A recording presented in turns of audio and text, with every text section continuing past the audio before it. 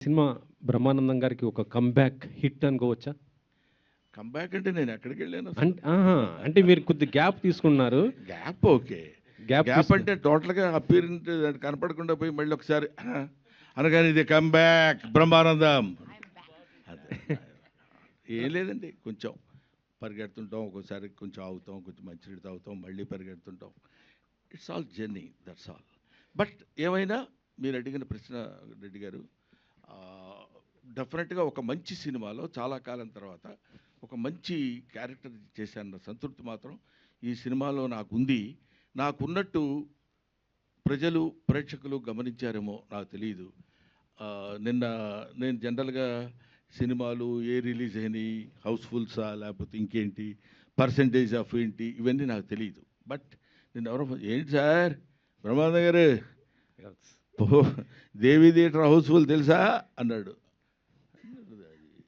ఏంటి హౌస్ఫుల్ తెలుసా, దేవి థియేటర్ అంటే ఏదైనా పెద్ద అని నాకు అర్థం కాలేదు. ఏదైనా ఒక సినిమా హౌస్ఫుల్ అయిందంటావు థియేటర్, దేవి అది చిన్న బస్ స్టాండ్లో ఉంటుంది సార్, అదే హౌస్ అన్నాడు.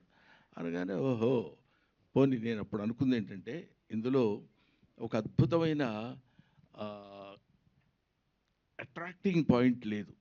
To be frank with you, నేను తప్పితే కొంచెం ఫెమిలియర్ అయిన వ్యక్తి ఎవరు, వెన్నెల కిషోర్, స్వధర్మ ఎంటర్టైన్మెంట్.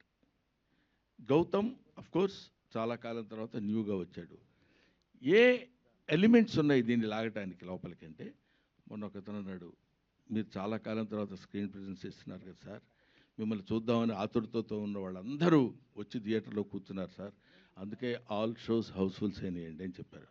నిజంగా మీ అందరి ద్వారా ప్రేక్షక మహాశయులకి 40 సంవత్సరాలుగా నన్ను ఆశీర్వదిస్తూ నన్ను ఈ స్థితికి తీసుకొచ్చినటువంటి వాళ్ళందరికీ, పర్టికులర్లీ ఈ సినిమా హిట్ చేసినందుకు నా హృదయపూర్వకమైన నమస్కారాలు తెలియజేసుకుంటాను.